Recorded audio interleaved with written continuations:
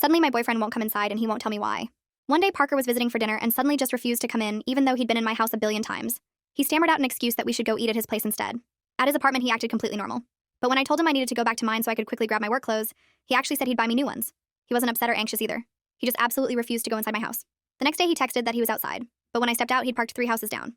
When I asked why he didn't pull into the driveway, he said he preferred to park on the street now. I started trying anything to get him to visit. I downloaded his favorite movie. I asked him to help me move furniture, but he just hired movers instead and refused to step inside.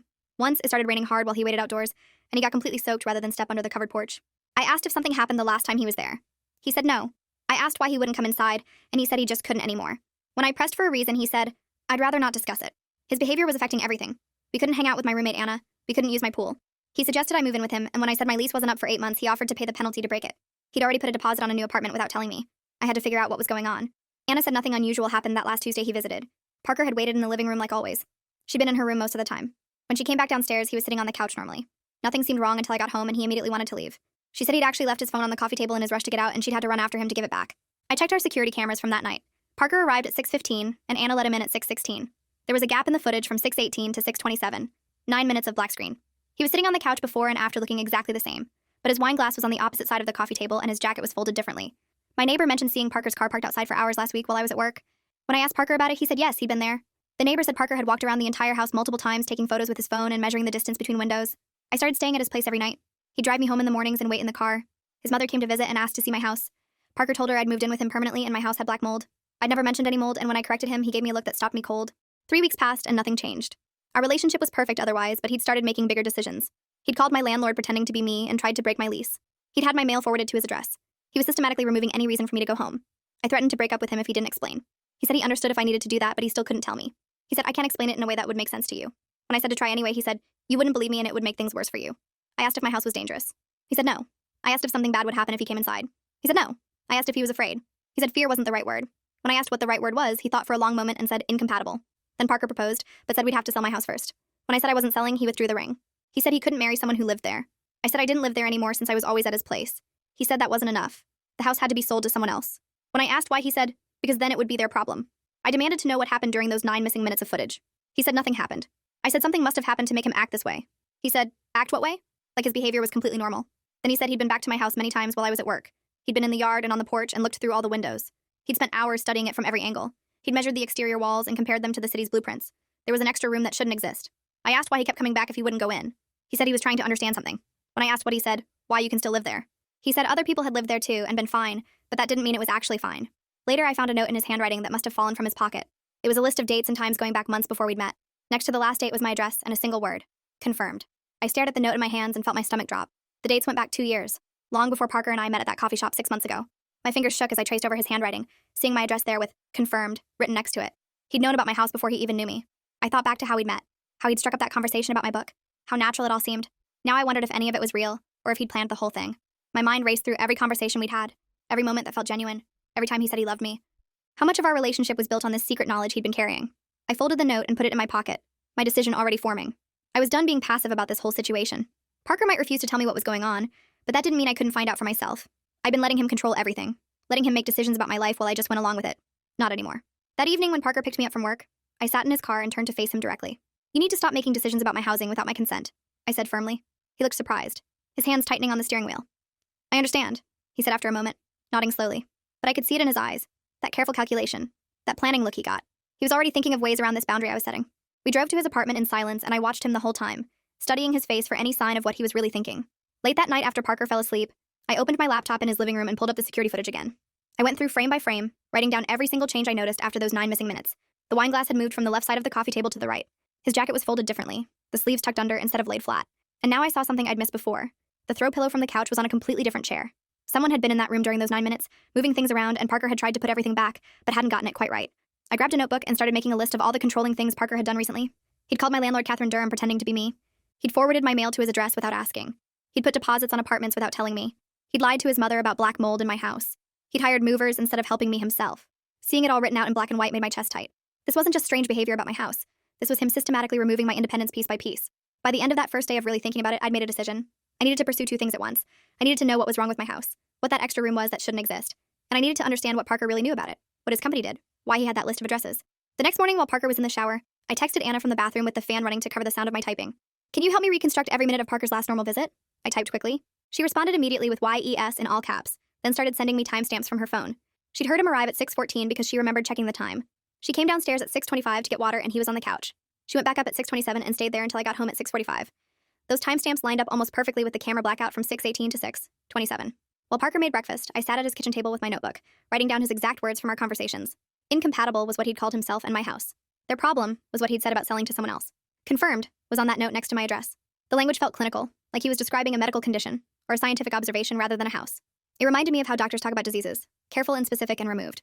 After he left for work, I created a folder on my laptop called House Investigation and started organizing everything.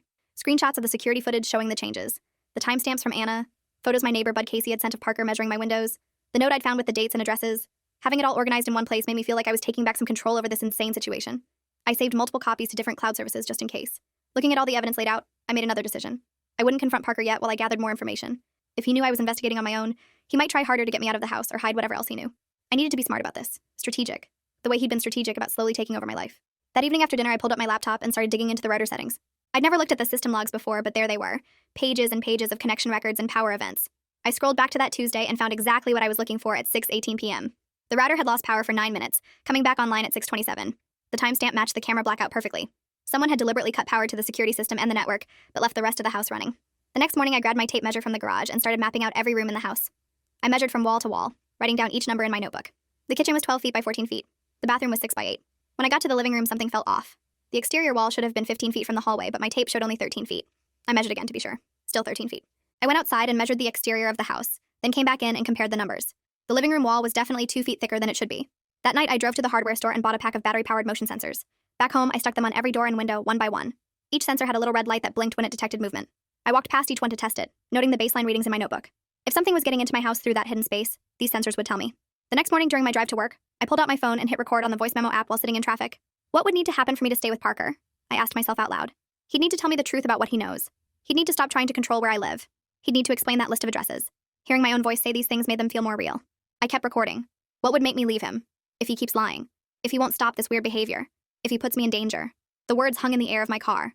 When Parker picked me up from work that evening, I noticed he'd parked even further away than usual. I counted the houses as I walked. 4 houses down now, not 3.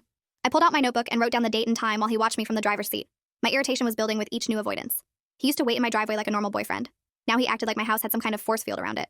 That night after he dropped me off, I sat at my kitchen table with my laptop and made a decision. Parker wasn't going to tell me what was going on, so I'd find answers myself. I'd check public records, contact experts, do whatever it took to understand what was wrong with my house. The next morning, I went to the city website and started downloading everything I could find about my property. Building permits from 1952 when the house was built. Renovation permits from 1978 and 1994. Property tax records showing every owner since the beginning. The documents were old and some were hard to read, but they showed every approved change to the house over the years. A new roof in 1978. Kitchen renovation in 1994.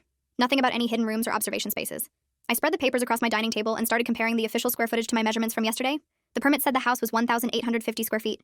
But when I added up all my room measurements, including closets and hallways, I only got 1,750 square feet. There were almost 100 square feet of space in this house that didn't match any room I could access. That missing space had to be behind that thick living room wall. I opened my email and typed a message to the city building department, keeping my tone professional and calm. I'm a tenant at this address, and I've noticed some discrepancies between the official square footage and the actual interior dimensions. Could there be unpermitted modifications to the property? I'd appreciate any information you can provide. I hit send and tried to focus on my work for the rest of the morning. By 2 o'clock that afternoon, I had a response in my inbox from someone named Alistair Shaw at the building department.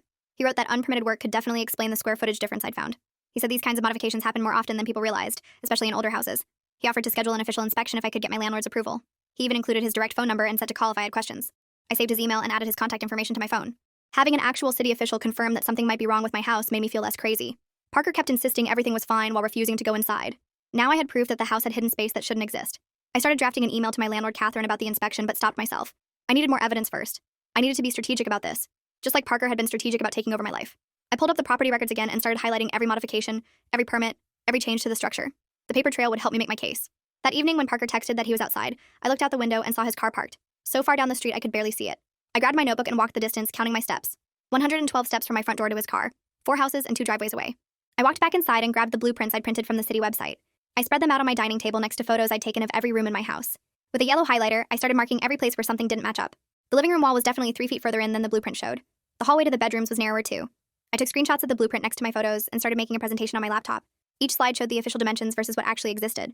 The visual comparison made it impossible to ignore that something was seriously wrong with this house. My phone buzzed with a text from Anna. She'd been going through her photos from that Tuesday night and found some she took of her dinner. In the background of one shot, I could see the living room and Parker sitting on the couch. The angle of the couch was different from it was in the security footage from after the blackout. She sent me 3 more photos, and in each one, small things had changed position. While I was saving Anna's photos, my neighbor Bud Casey texted me a picture. He'd taken it last week when he saw Parker outside my house with some weird device. Parker was pointing it at my windows, and the device had a small screen on it. Bud said it looked like one of those laser measuring tools contractors use but fancier. I saved the photo with all the metadata intact. Parker had been measuring the exact distance between my windows for some reason.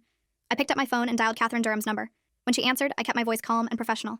I told her about the square footage discrepancy and the potential unpermitted modifications. I didn't mention Parker or any of his strange behavior.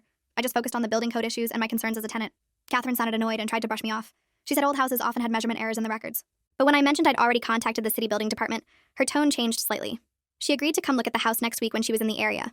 Her casual attitude about potential code violations made my jaw clench. That evening when Parker picked me up, he asked again if I wanted to move in with him permanently.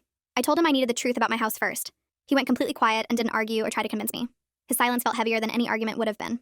Back at his apartment, I waited until he fell asleep, then pulled out my laptop. I found Parker's dropped note in my bag and highlighted every date and address on it. Each one led to a residential property when I searched online. Several had been sold recently. One address from 2 years ago had a weird sales history with multiple quick turnovers. I kept digging and found an old forum post from 2019. Someone in a neighborhood 2 miles away had discovered a hidden observation space behind their living room wall. They described finding old wiring, brackets for equipment, and what looked like spaces where cameras or recording devices had been mounted. The description matched exactly what I suspected was behind my wall. The person said they'd lived there for 3 years before discovering it during a renovation. My hands were shaking as I read their description of feeling violated and watched. The next morning, while Parker showered, I called Owen Sandoval's contracting company. His receptionist said he specialized in finding structural problems and hidden damage. I scheduled a walkthrough for later that week. Having an actual expert look at my house would give me real evidence to show Catherine. Parker saw the appointment on our shared calendar when he checked his phone. He didn't say anything, but his whole body went still. He didn't protest or argue like he usually did. His silence told me he already knew exactly what Owen would find. I spent the rest of the morning organizing all my evidence into folders. The blueprints, the photos, the square footage calculations, Anna's pictures, Bud's photo of Parker measuring. Having everything documented made me feel like I was finally taking control of this situation. Parker had been investigating my house for months before we met. Now it was my turn to investigate. When I got to work, I couldn't focus on anything except the forum post I'd found. The person described how the hidden space had been professionally built with sound insulation and ventilation. Whoever created it had planned to watch the residents for extended periods. They'd found mounting brackets that suggested multiple cameras or recording devices. The space had its own electrical wiring that bypassed the main circuit breaker. That explained why someone could cut power to my security system without affecting the hidden space. By lunch, I'd found 3 more similar posts from different cities. Each one described finding observation spaces and rental properties. The stories were all slightly different but had the same basic elements: hidden rooms behind walls, evidence of surveillance equipment, landlords who claimed ignorance. One person said they'd found a small fan installed for ventilation, which explained the noise Anna had been hearing. That afternoon, Catherine called back to confirm she'd stop by next Tuesday. Her voice was tighter than before, and she asked several questions about what exactly I thought was wrong. I kept my answers vague and professional. I didn't want to give her time to cover anything up or prepare excuses. After she hung up, I texted Owen to confirm our appointment for Monday, the day before Catherine's visit. I wanted his professional assessment before dealing with my landlord. Parker texted that he was outside to pick me up. I looked out and saw his car parked even further away than yesterday. 5 houses down now. The distance kept growing like he was physically pulling away from my house and trying to pull me with him. During dinner at his place, he barely spoke. When I mentioned Owen's visit, he just nodded and pushed food around his plate. Later that night, he held me tighter than usual while we slept, like he knew everything was about to change. The next morning, I woke up early and checked our shared calendar on my phone while Parker was still sleeping. I'd added Owen's appointment for Monday afternoon in big letters so I wouldn't forget. Parker rolled over and grabbed his phone to check the time, and I watched his face change when he saw the calendar notification. He didn't say anything at all, just stared at the screen for a long moment before putting the phone back down. Usually he'd protest or try to talk me out of anything related to my house, but this time he was completely silent. His lack of reaction told me more than any argument could have. He already knew what Owen was going to find. After Parker left for work, I opened my laptop and started typing an email to Alistair Shaw at the city building department. I asked him about the legal steps we'd need to take if Owen found unpermitted space during his inspection. Within an hour, Alistair wrote back with a detailed explanation of the remediation process.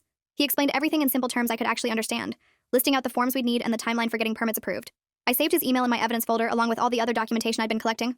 Monday came faster than I expected, and Owen arrived right on time at 2 o'clock. I met him at the front door and led him straight to the living room where I'd measured the wall thickness. He ran his hand along the wall and knocked in several places, listening carefully to each sound.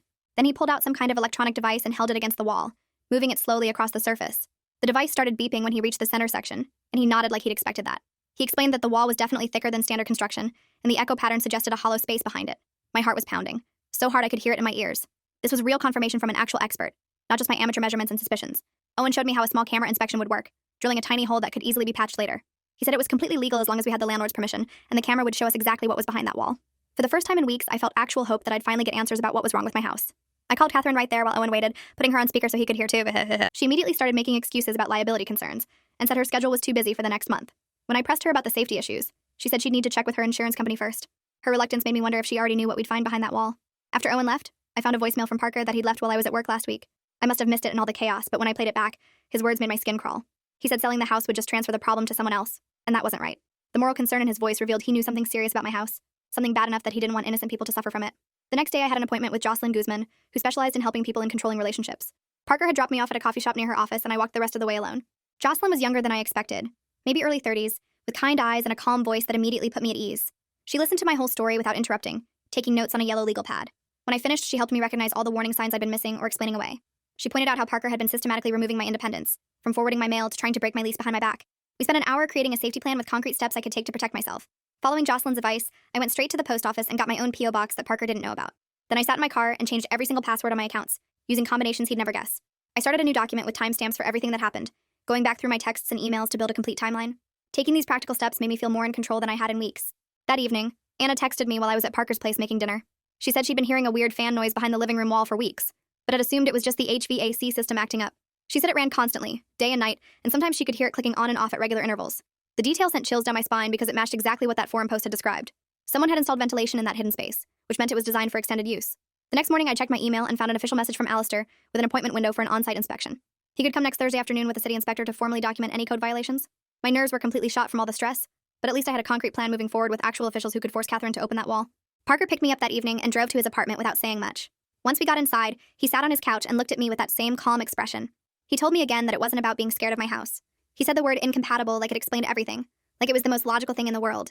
His calm insistence that this made perfect sense made my hands shake with frustration. I wanted to grab his shoulders and shake him until he told me what was really going on.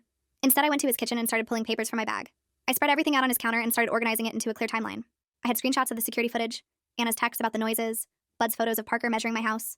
I put sticky notes on each piece with dates and times, creating a packet that any inspector could follow. My hands moved faster as I worked, putting everything in plastic sleeves and labeling each section. Working on something concrete helped me breathe normally again instead of screaming at Parker. Anna texted me while I was organizing the papers. She said she'd been thinking about that Tuesday night and remembered something else. She'd heard that same fan noise behind the living room wall that night too. But during those 9 minutes when the cameras went dark, the fan had stopped completely. Then it started up again right before the power came back on. My stomach turned as I read her message because it confirmed what I already suspected. Someone had been in that hidden space that night. Someone who turned off the ventilation while they were inside. I showed Parker the text and watched his face stay perfectly neutral. Later that night while we were eating takeout, I put down my fork and looked at him. I told him his marriage proposal was completely off the table until he explained what he knew.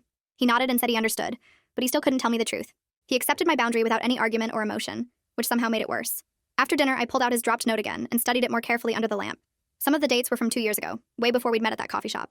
My address was on there with dates going back 18 months before I'd even moved in. The sick feeling in my stomach got worse as I realized he might have known about me long before we randomly met. Had he targeted me specifically because of where I lived? The next morning, my phone buzzed with a video message from Bud. He'd been going through his security camera footage and found something from last week. The video showed Parker walking around my house with some kind of laser measuring device. He was pointing it at the roof overhangs and writing numbers in a notebook. He measured every single angle of the house, clearly calculating the exact dimensions of whatever was hidden inside. Parker had spent over an hour doing this while I was at work. I forwarded the video to my documentation folder and added it to my timeline packet. Catherine called me that afternoon while I was at work. Her tone had completely changed from dismissive to cooperative. She said she'd supervise the camera inspection personally if she could be there with the contractor. She wanted to make sure everything was done properly and any issues were documented correctly. Her sudden helpfulness made me wonder if Alistair had contacted her about the code violations. Maybe he'd explained the legal problems she'd face if she didn't cooperate with the inspection. 20 minutes later, I got an email chain that included Catherine, Owen, and Alistair. They were coordinating schedules for the inspection visit next week. Catherine suggested Tuesday afternoon, and Owen confirmed he could bring his camera equipment then. Alistair said he'd send an official inspector to document everything properly. Reading their professional emails about my house made me feel less crazy for the first time. These were real people taking this seriously, not just me being paranoid about Parker's behavior. That evening, I told Parker about the scheduled inspection while we were watching TV. His whole body went still when I mentioned it. He turned to look at me and said quietly that I shouldn't look behind that wall. He said it would change things in ways I couldn't understand yet. His resignation was clear in his voice, like he knew exactly what we'd find but couldn't stop it. He didn't try to convince me to cancel or argue about it. He just sat there looking defeated, which scared me more than if he'd gotten angry. Before bed, I checked my email one more time and found a message from Alistair. He explained that if we found unpermitted space in the house, Catherine would be legally required to fix it. I wouldn't be held responsible for any code violations since I was just a tenant. He said the city would issue official notices and Catherine would have to bring everything up to code. Reading his reassurance helped my racing thoughts slow down enough to actually fall asleep. The inspection was really going to happen, and I'd finally get answers about what was behind that wall. Monday night, I sat at my kitchen table with a notebook and wrote down 3 simple plans for what I'd do after the inspection. If the problem was something we could fix, I'd stay and make Catherine pay for it. If it was actually dangerous, I'd move out right away. Either way, Parker and I were done. Writing it all down made my hands stop shaking for the first time in days. Tuesday afternoon came fast, and Owen showed up at 2 with a big plastic case full of equipment, while Catherine stood in the doorway looking nervous. He set up this snake camera thing and started feeding it through a tiny hole he drilled in the living room wall. Within 10 minutes, he found it. There was definitely empty space back there, about 3 feet deep and running the whole length of the wall. My stomach dropped, but I also felt relieved that I wasn't crazy. Owen kept moving the camera around, and the images on his little screen made me want to throw up. There were old electrical wires running everywhere, metal brackets mounted to the studs, and then he found the worst part. A big rectangular panel that looked exactly like a 2-way mirror, positioned right where it would face into my living room. I had to sit down because my legs went weak. Catherine started talking fast about how she had no idea this was here, and the previous owner must have done it without permits. She kept saying she'd never been told about any of this when she bought the place 5 years ago. Then she said we should open up the wall properly so we could see everything and she'd pay for it all. Her quick agreement made me think she was scared of getting sued. Alistair showed up an hour later with his clipboard and started taking photos of everything. He measured the wall thickness and checked his blueprints and wrote down a bunch of code violations. He gave Catherine an official notice that said she had 30 days to fix everything or face fines. For the first time since this whole thing started, I felt like someone with actual authority was on my side. That night at Parker's apartment, I sat with my laptop and finally understood what happened during those 9 missing minutes. Parker had killed the power to the router and cameras so he could get into that hidden space without being recorded. He'd gone in there to check something, maybe to see if the observation equipment was still working. Then he'd come back out and turned everything back on. Those 9 minutes changed how he saw my whole house. I couldn't stand it anymore, so I walked into the bedroom where he was reading and told him straight out what we'd found behind the wall. His face didn't change at all. Then he finally said it. He worked for a company that investigated houses with weird histories. They'd known about my place before I ever moved in. He'd been assigned to watch it, to watch me. He said they tracked properties where strange things had been reported or where previous owners had done suspicious modifications. My house was on their list because of the hidden room. He explained in this calm voice that the house was incompatible with transparency, which made no sense until he kept talking. He said if I'd known about the observation space while living there, I could become legally liable for any privacy violations against guests. But if I sold it without knowing, that liability would transfer to the new owner. He'd been trying to protect me by keeping me ignorant while getting me to move out and sell. His twisted logic about helping me through lies made me so angry I couldn't speak. I walked out of the bedroom and started packing my stuff. I called the mail forwarding service and canceled the redirect he'd set up. I removed him from my streaming accounts and changed all my passwords. I blocked his number on my phone. No big fight, no dramatic scene, just done. The relief I felt while driving away told me this was absolutely the right choice. The next morning I went to the police station and filed a report about the privacy violations and building code issues. The officer at the desk took it seriously and gave me an incident number for my records. She said a detective might contact me if they needed more information about the hidden room. 2 days later, Catherine called me back, sounding much more serious, and said she'd meet with Owen to discuss the remediation contract. I drove to the house and found Owen's truck already parked outside with Catherine's car behind it. They were standing in the living room looking at the open section of wall where Owen had cut a larger inspection hole. Catherine signed the paperwork right there on the kitchen counter and handed me a check for half the rent plus $800 for a hotel while they fixed everything. Owen said his crew could start Monday, and it would take about 2 weeks to remove all the old wiring and brackets and properly seal the wall. I went back to Parker's old apartment where I'd been staying since the breakup to pack my things, and found Anna already boxing up her stuff too. She said she couldn't stand being in that house knowing someone had been watching us through the wall. We spent the afternoon looking at apartments online and found a 2-bedroom place closer to downtown that was smaller but had good reviews and no weird history. The landlord could show it to us that evening, so we drove over together. The apartment was on the 3rd floor with lots of windows, and Anna immediately said it felt safer than the house. We filled out applications right there, and the landlord approved us within an hour since we had good credit and steady jobs. Catherine texted that she'd waive the lease break fee completely given the circumstances and would have our security deposits ready by Friday. 2 weeks went by while Owen's crew worked on the house. Alistair came back to inspect the finished work and walked through with his clipboard checking everything. He confirmed all the observation equipment had been removed and proper permits were now filed for the wall repairs.